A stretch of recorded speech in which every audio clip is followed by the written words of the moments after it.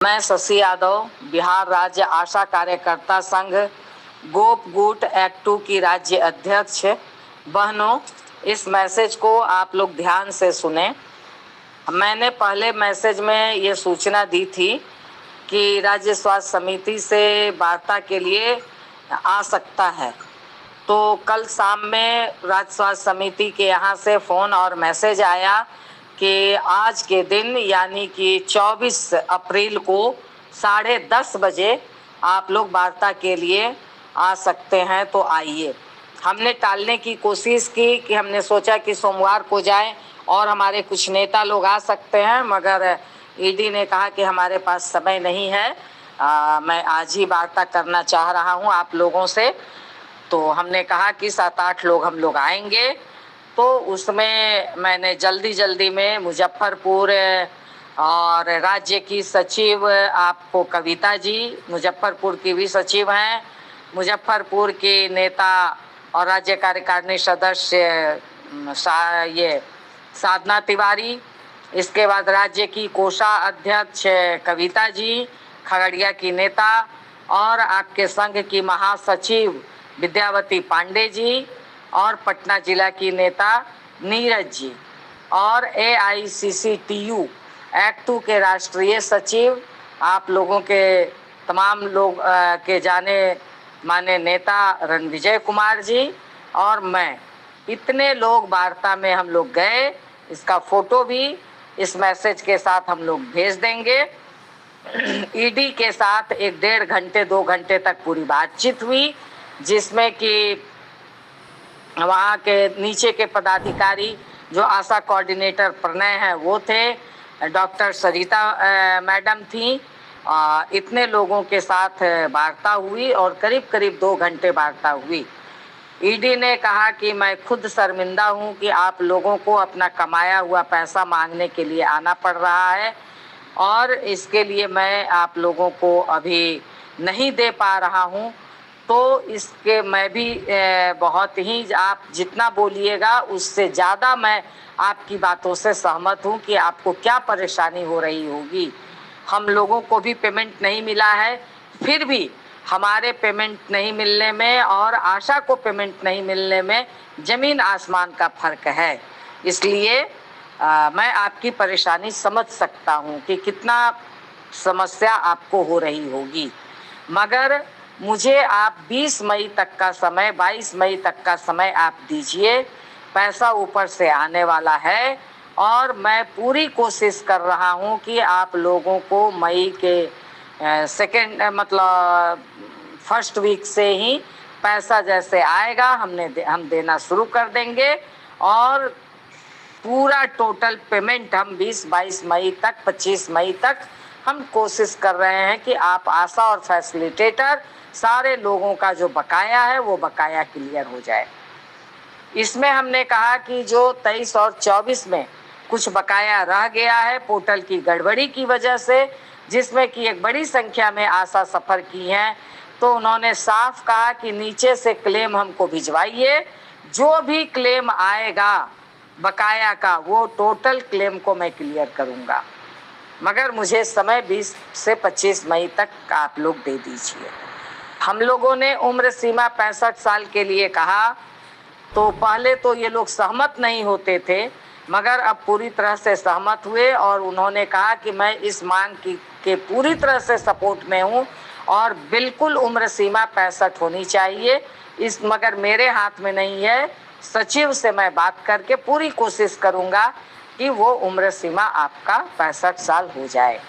Retirement package और pension योजना पर उनका साफ कहना था कि हम आपके इस बात से सहमत हैं, और अगर केंद्र की कोई योजना है या फिर कोई राज्य दे रहा है तो उन्होंने सरिता मैडम को भी कहा, प्रणय को भी कहा कि ये आप लोग पता लगा लीजिए और हमें दीजिए। मैं इन सारे एविडेंस के साथ मैं सेक्रेटरी से बात करूंगा, क्योंकि मैं सेक्रेटरी से ही बात कर सकता हूं।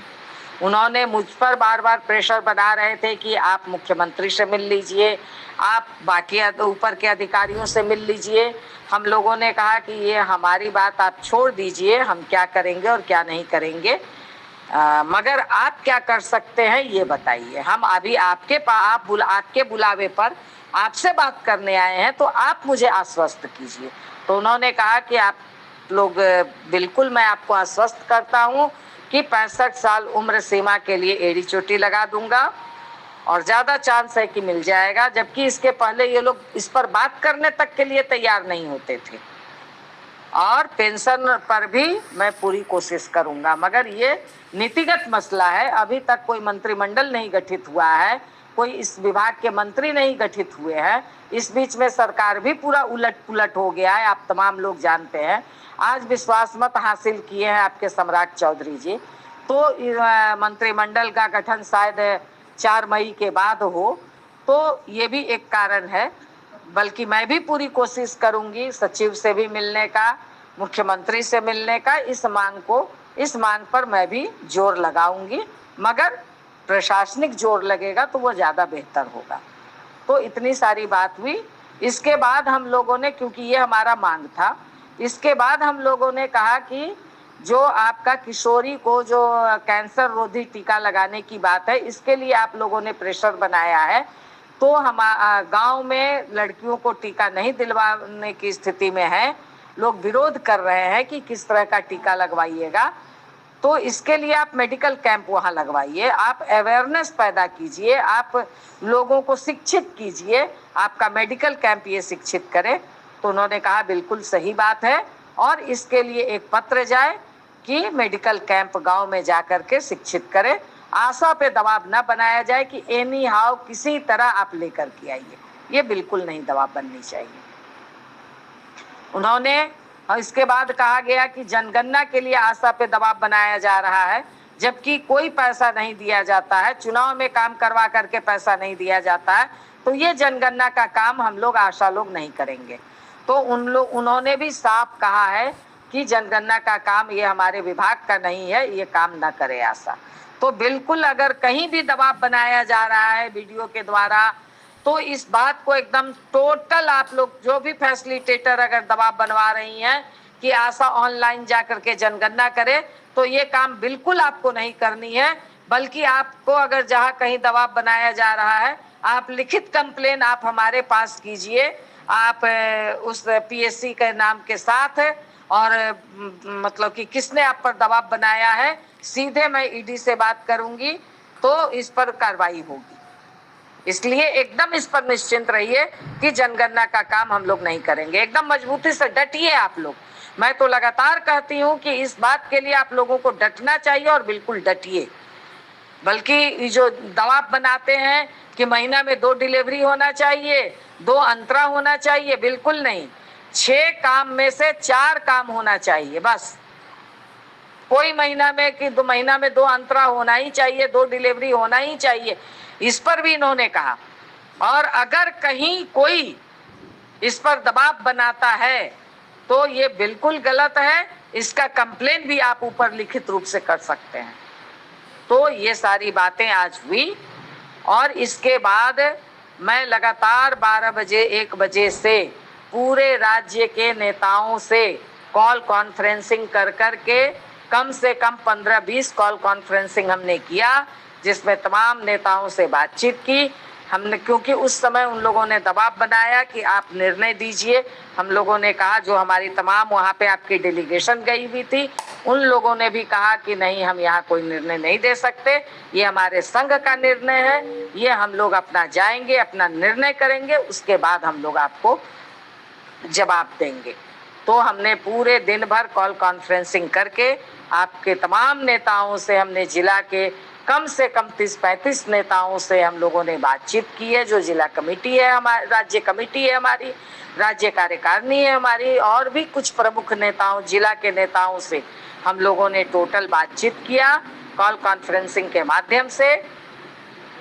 सारे लोगों का यही कहना है कि 20 दिन नहीं 30 दिन का समय दिया जाए, और अगर सरकार नहीं, हमारा 30 मई तक अगर हमारा बकाया क्लियर नहीं होता है, 65 साल नहीं होता है, पेंशन के संदर्भ में कुछ ठोस आश्वासन नहीं मिलता है, तब हम लोग अनिश्चितकालीन हड़ताल पे जाएंगे।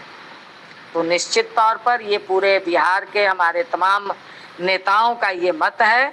तो मैं इस मत से सहमत होते हुए इस बात का लेटर हम आपको 27 अप्रैल को, क्योंकि अब तो ऑफिस छुट्टी में चला गया है, कल छुट्टी है, परसों संडे है, तो मंडे को मैं एक लेटर रिसीव कराऊंगी कि अगर हम आपने 20 दिन का समय मांगा, हम आपको 30 दिन का समय देते हैं, और आप यदि 30 मई तक हमारा तमाम बकाया क्लियर नहीं होता है तो 1 जून से अनिश्चितकालीन हड़ताल पर हम लोग जाएंगे। तो इसलिए हमारी बहनें ये नहीं निराश होने की नहीं है कि भाई क्या कहते हैं हड़ताल क्यों आगे बढ़ गया, क्योंकि यह आंदोलन का ही दांव पेच होता है, आंदोलन का ही कड़ी होती है। तो इसलिए उन्होंने जब समय मांगा, उन्होंने पहले वार्ता के लिए बुलाया और वार्ता पॉजिटिव है, क्योंकि उन्होंने साफ कहा कि इस समय आप हड़ताल भी कीजिएगा तो एक तो मंत्रिमंडल का गठन नहीं है और दूसरा कि हमारे पास पैसा नहीं है, मैं आपको 10 मई तक पैसा नहीं दे सकता हूँ, इसीलिए आप मुझे समय दीजिए। तो सारे नेताओं का जो फैसला आया है उस फैसले से सहमत होते हुए 1 से 10 मई तक के कार्य बहिष्कार को स्थगित किया जाता है, समाप्त नहीं किया जा रहा है, उसको हम लोगों ने स्थगित किया है 30 मई तक के लिए। 30 मई तक का अगर सरकार बात नहीं, अगर हमारा मांग नहीं मानेगी तब 1 जून से अब 10 दिन अब 15 दिन नहीं, अनिश्चितकालीन हड़ताल पे हम लोग जाएंगे, कार्य बहिष्कार पर हम लोग जाएंगे। ये सीधी सी बात है। और मगर 1 मई को वो मजदूर दिवस है, पूरी दुनिया में मनाया जाता है, तो हम टोटल आशा, क्योंकि जो 17 मई को आप लोगों ने बड़ी संख्या में आशा आप तमाम लोग पहुँचे, उसी का परिणाम है कि सरकार का कान खड़का और वो जानती है कि ये महासंघ जो है, ये संघ जो है, ये जो बोलता है वो पूरी ताकत से करता है। इसीलिए हम लोगों ने ये निर्णय लिया है।